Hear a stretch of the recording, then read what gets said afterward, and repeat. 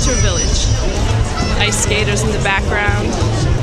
And of course we have the gorgeous tree, richly decorated. As you're thinking about how 2016 went for you, maybe you didn't finish all your projects. That's okay. We'll develop some strategies to make finishing them up stress-free, and I'll also share some tips on joining yarn in the middle of a project. So back to the studio. This is Wendy Ann. Thanks for tuning in. We're going to talk today about how to add yarn in the middle of a project, and also some tips for finishing up those projects that didn't get done in 2016. For the first item on our video, adding yarn in the middle of a project, I just want to give you 3 ways that you can try for yourself. The first one is what happens when you run out of your yarn that you're using in the middle of a row. That's what happened to me here.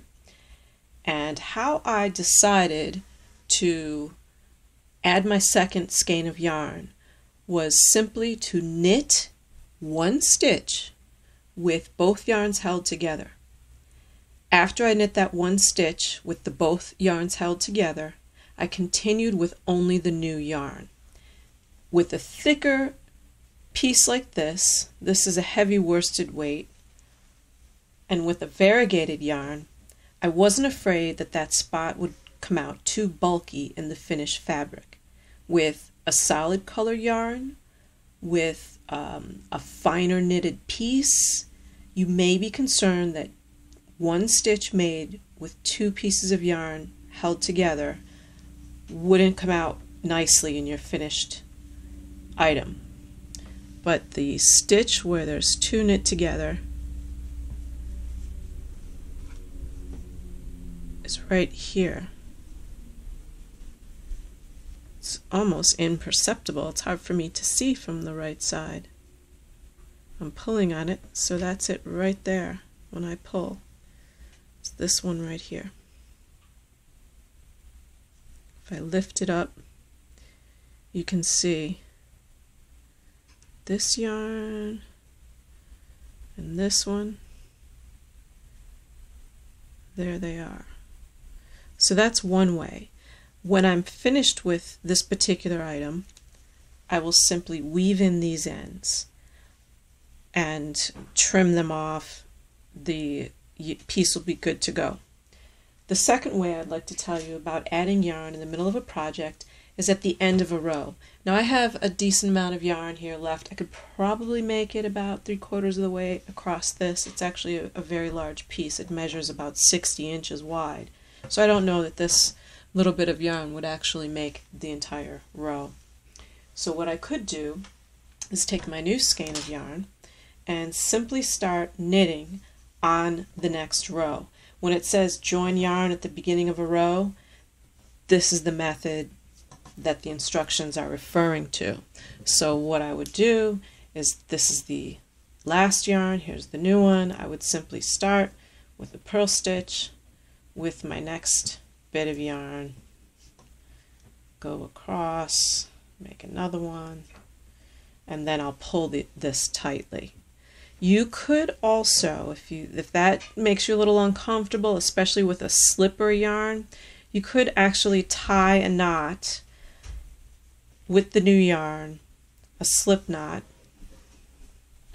like this, where the join takes place. And you want that knot to be able to move up and down the finishing up strand. So the new yarn will slide up and down this strand that I'm finished with. And then you go ahead and continue your row.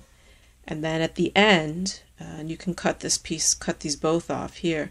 And when you're done with the piece and you're in your finishing process and you'd like to weave in those ends, you can choose to either leave this knot there, or you could simply take it out by pulling that off.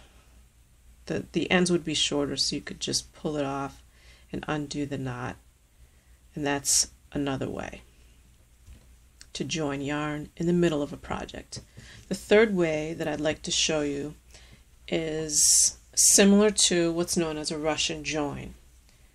I mentioned in how to wind a yarn ball with no yarn ball winder, no knitting swift, but using a kitchen tool. I'll put a link to that video here, that you could use a technique to join yarn together to make a multicolored ball of yarn. If you have little pieces like this from several projects and you just want to make a stash blanket using up all your odds and ends of yarn, or you have another idea to use up different odds and ends of yarn, this is a method that I use. It works best with natural fibers. It's not so great for very luxury yarns or beaded yarns, or some of the yarns that are eyelash yarns or ribbon yarns. But when you're using a basic worsted weight strand of yarn like this, what you do is you thread your new yarn onto a needle that has a sharp point. It's not a traditional knitting needle. This is more of a tapestry needle. And you weave that sharp point right up. I'm going to try and get in close here, not put my fingers in the light. You weave this needle into that yarn strand, so you're catching the center of these fibers and you're splitting it up. See how that needle's going right in there? And you go for a good distance. Now, how far you go depends on the type of fiber. If you have an all wool and you know that the yarn fibers will felt together, then you can go 2 or 3 inches, and that's plenty. When you're done, you'll just felt the yarn together. This is an acrylic blend. It's fairly slick, so I'm really going quite far up. And so I've got all of this, and here's my yarn thread, and I'm going to pull the threaded yarn through. Pull that up like that. Pull this one down. And I said in that other video that you have to be gentle with it. Now I have a nice long stretch here of these two together, and I'm just going to pull that end down. See it going? And that's a pretty good join. It really depends on what type of project you're working on, and if you would be concerned about having the extra bulk, because it's like 2 together. It's definitely thicker than the other yarn with just the one. You can see the difference there. So you use your judgment, but this is a way, especially when you're using up scrap yarn, you can just do this and wind your own ball of yarn and keep knitting or keep crocheting, and you have an excellent way to join yarn. So I hope those 3 tips are helpful to you. The other thing I wanted to talk about is we're entering a new year. Did you finish all of your projects? I know I didn't, but I don't really have projects that are calendar driven too much unless it's a gift for someone. So one of the first things I'd recommend is make a list of the projects that you didn't finish and that you have on your needles or in project bags. I'm not talking about a queue. I'm not talking about those projects that you'd like to knit. I'm talking about the ones you actually have the yarn for, you have the pattern, you have your game plan, maybe you've even started them and you want to get them done. The first thing you do is make a list of those projects. The second suggestion I have would be to prioritize the 2 absolutely positively have to get these done next. So in my case, it's this first one, the poncho, because that's a gift. And the second one is a new pattern I'm working on, and I've written the pattern. It's been tested. I've knit it. I want to actually take one final run through this new pattern that I have, and then I'll be able to publish it. Next, you take all of these other things. Is there something really that you want to get done? You might say, well, this one's almost finished, so this would be next. and it's winter time. My cats would really like their hideout. So you have your main projects that you're definitely going to finish first and 2 others, and then you think, well, you know, I'm not even going to work on this. Let me just put that in hibernation. If you use Ravelry, that's where that one could go. And the other ones would just be the last that you'd work on. So now you have the existing projects, you have your priorities for which ones you want to finish next, and then the other 2 that are also important but will come after your top priorities, and then you'll start working on these. Now don't forget about if there's new project that you want to start or gifts that you want to make, you can actually think about that too. Well, if I'm only going to do those, I don't have to do anything else, but I know so-and-so's birthday's coming up and I thought I'd make a nice gift, then you can add gift for the birthday and add that to something that's going to come after these next 2. I think one of the ways to finish up your projects is just get organized, know what you have going on, prioritize them, and then make a game plan to finish. Another suggestion that I would say is make sure that for the projects that you have ongoing, I have a lot going on here. If I were to grab my project bag for my modular shawl, I would want to make sure that anytime I pick it up, I know exactly where I left off.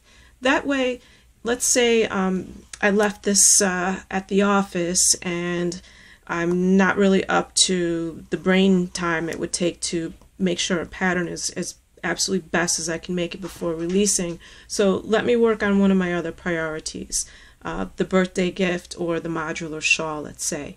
What I'd want to do is make sure when I grab that project, I know exactly where I left off, because if these 2 have been the ones that I've been prioritizing and working on for the past few weeks, what was I doing when I left off here? You want to make sure that each project bag you have, not only the pattern, but leave yourself a post-it note, put a sticky on it, a piece of paper like this that says row 5, such and such stitch.